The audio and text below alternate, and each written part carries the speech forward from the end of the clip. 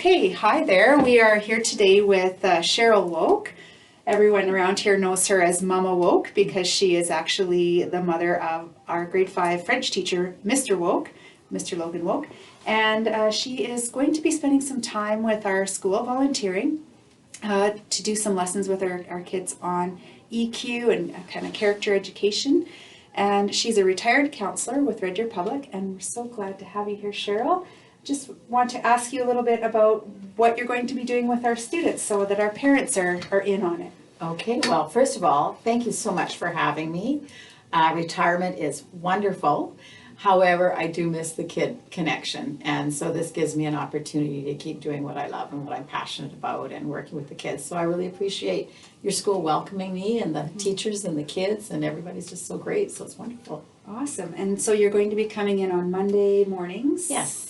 Or with Monday during the day, and working with our classes, different classes each week. Right. And can you talk a little bit about what that program will look like? Okay, so my program is called EQ Evolution, and what EQ stands for is Emotional Intelligence Quotient.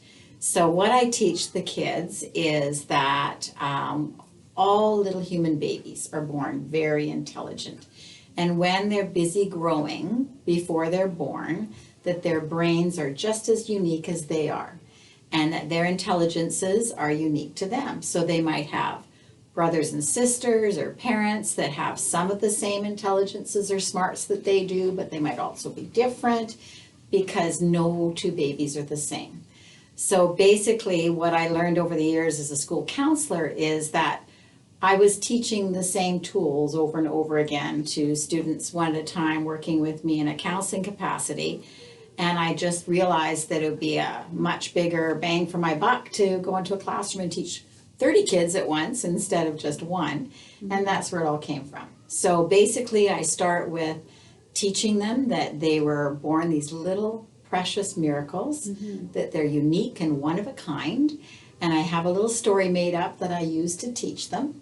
And the first part of the story is that on their birthday, the instant that they were born, and I teach them a little bit about what they look like as they're growing before that happens. And I teach them that a little magical wizard was there to greet them. Wokey Wizard, that would be named after me.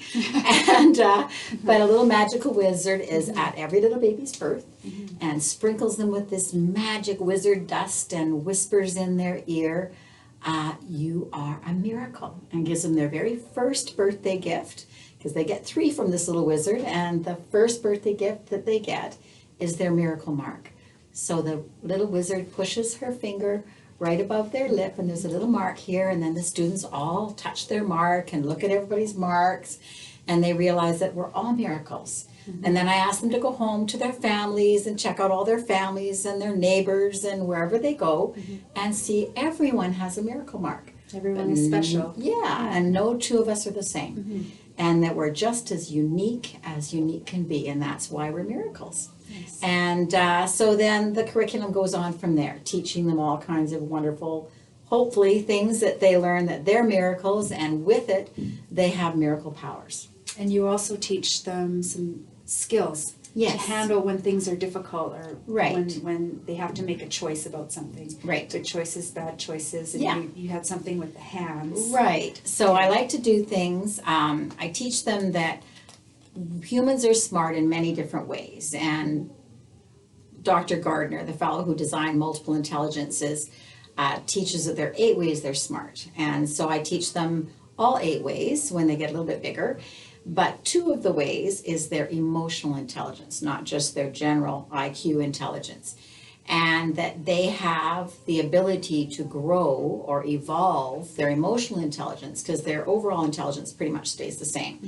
So if you're really good in math, you'll probably always be really good in math. But if you're not so good in this one, you might not ever be so good, but you'll have other strengths.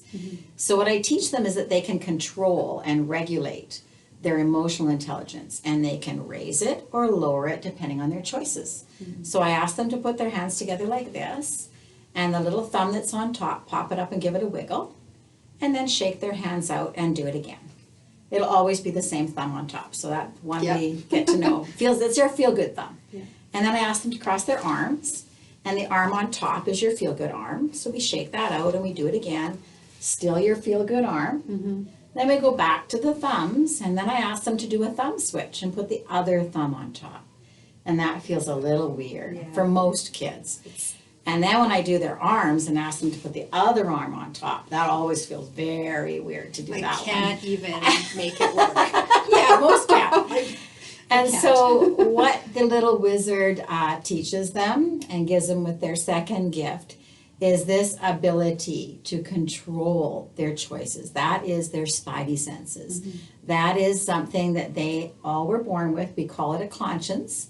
And we know inside ourselves whether we're making good thumb choices. And in this school, we call it our Yeti choices, because Yeti choices make things better. And then when that other thumb is kicked into gear and we're operating off that thumb, that's our yucky thumb. And that one is the one that doesn't feel so good and makes things worse, because those aren't our best choices. So then I teach them that their little belly buttons are not really belly buttons, but transformer buttons. And they have the spidey senses and the power to transform from negative yuckies into positive yetis.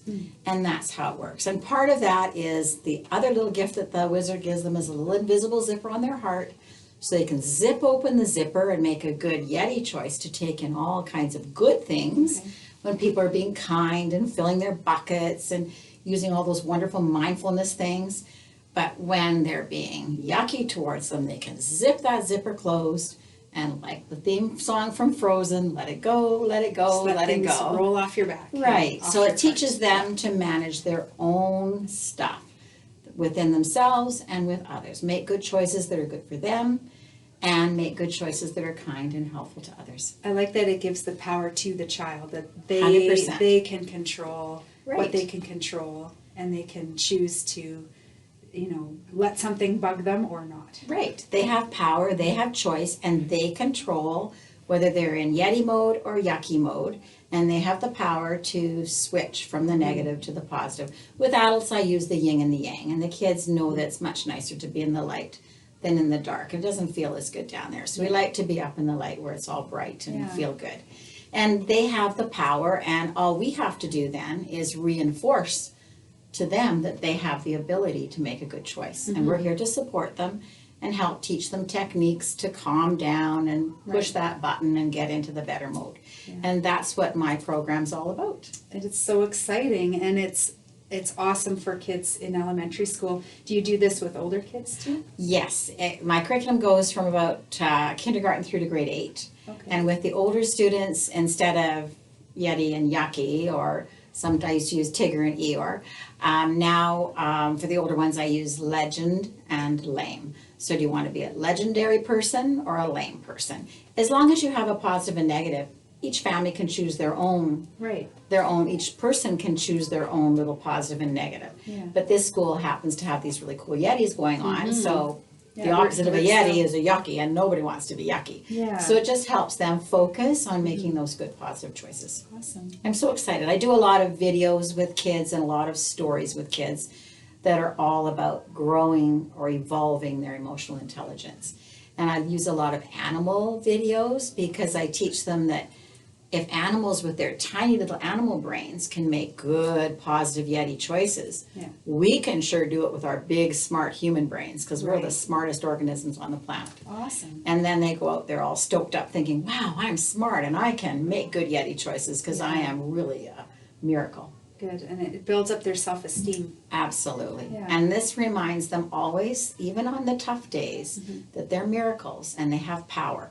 And they can use their superhero powers with their spidey senses to make those good Yeti choices. Oh, that's awesome. I'm very excited. Thank you so much for We're letting me very come in. excited to have Cheryl with us. She's just a treasure of Red Deer Public and a wealth of knowledge, and just such a sweet person, and we're just happy to have Well, you I here. appreciate you letting me be part of your Mount View family. Yeah. And if families use these little positive and negative techniques in their homes, then it just reinforces what they're learning at school. Yeah. And it becomes a win-win because we're setting everyone up for success, parents, teachers, and the children. That's awesome. Thanks so much, Cheryl, Thank for you. spending time with me on our thanks for principal's letting me be message here. this week. Thank you. And yeah, parents, if you ever have any questions or any anything else you want to know, just let me know and I can always pass that on to Cheryl. Absolutely. I love working with kids and families, and have a great Yeti week. Awesome. Thank you.